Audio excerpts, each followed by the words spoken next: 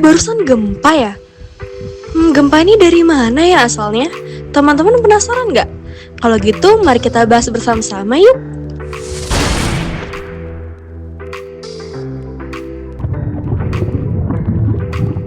Geological hazard. Nah, kita pasti sering kan ngerasain getaran tersebut, tapi kita tidak tahu asal getaran tersebut dari mana. Jadi, getaran tersebut adalah salah satu fenomena dari geological hazard, di mana getaran asli yang bersumber dari dalam bumi, yang kemudian merambat ke permukaan bumi akibat rekahan bumi pecah dan bergeser dengan keras.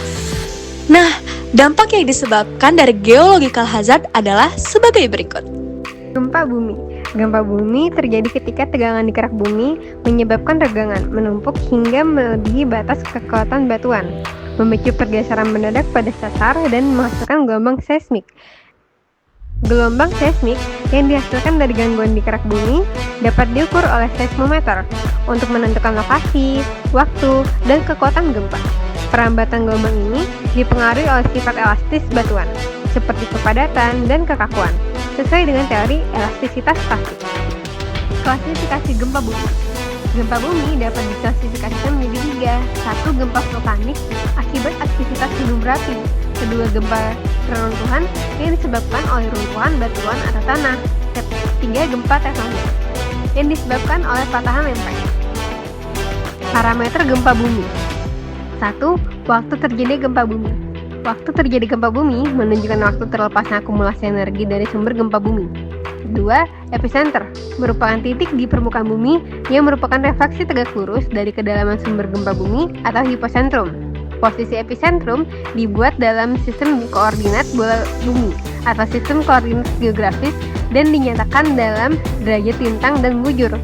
3. Kedalaman sumber gempa bumi yang merupakan jarak yang dihitung tegak lurus dari permukaan bumi.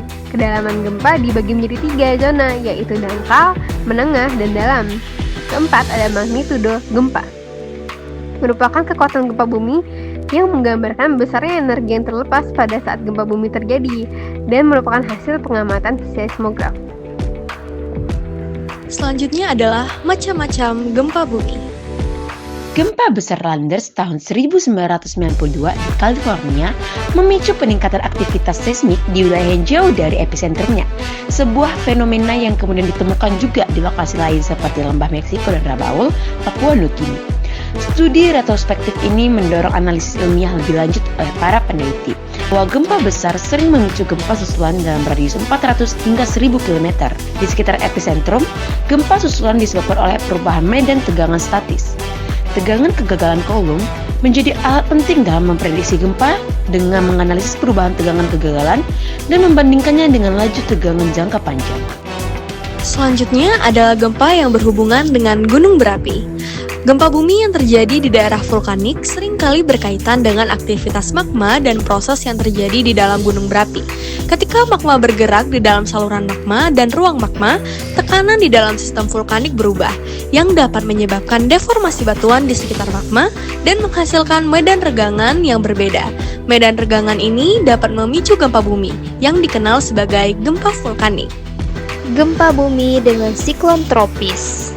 Siklon tropis yang melintasi lautan dapat terdeteksi oleh seismometer melalui mikroseis akibat gelombang laut. Penurunan tekanan atmosfer yang tajam mungkin memicu gempa bumi, meski pembuktiannya sulit karena banyak faktor lain yang mempengaruhi gempa bumi. Contoh historis meliputi gempa Kanto 1923 di Jepang yang terjadi setelah Tipun, badai kuat di Kepulauan Virgin pada tahun 1867 diikuti gempa, dan gempa di Jamaika yang sering terkait dengan hujan lebat. Fenomena ini mendukung konsep hidroseismisitas di mana tekanan bawah tanah meningkatkan pelumasan patahan memicu gempa. Gempa bumi yang disebabkan oleh dampak asteroid dan komet. Dampak asteroid dan komet menghasilkan energi kinetik yang sangat besar, hingga 10 kali energi gempa tektonik. Meskipun hanya 1/10.000 dari energi tersebut dikonversi menjadi getaran elastis, seperti yang tercatat pada peristiwa Tunguska 1908. Meskipun efisiensi ini kecil, namun berdampak pada asteroid sangat besar, seperti yang terjadi 65 tahun yang lalu, bisa memicu gempa lebih besar daripada yang tercatat dalam sejarah. Erupsi vulkanik. Erupsi vulkanik adalah peristiwa yang berhubungan dengan magma yang keluar menuju permukaan bumi melalui rekahan atau retakan dari dalam kerak bumi. Kejadian erupsi vulkanik ini pernah terjadi di Indonesia loh, yaitu di Gunung Semeru di Jawa Timur pada tanggal 4 April 2022, di mana Gunung Semeru mengeluarkan awan panas dan lava ke kawasan di sekitar Gunung Semeru. Letusan ini tentunya membuat masyarakat dan pemerintah khawatir. Oleh karena itu, pemerintah menaikkan status Gunung Semeru menjadi awas. Nah, kan bencananya udah dijelasin. Lalu, apakah ada langkah untuk meminimalisir risiko yang terjadi akibat bencana ini? Mitigasi bencana gempa bumi mencakup berbagai langkah untuk mengurangi risiko dan dampaknya terhadap manusia, properti, dan lingkungan. Beberapa strategi yang biasa dilakukan yaitu yang pertama, perencanaan tata ruang aman. Bangunan dan infrastruktur harus ditempatkan di area yang aman dan jauh dari patahan aktif. Yang kedua, desain dan konstruksi bangunan tahan gempa.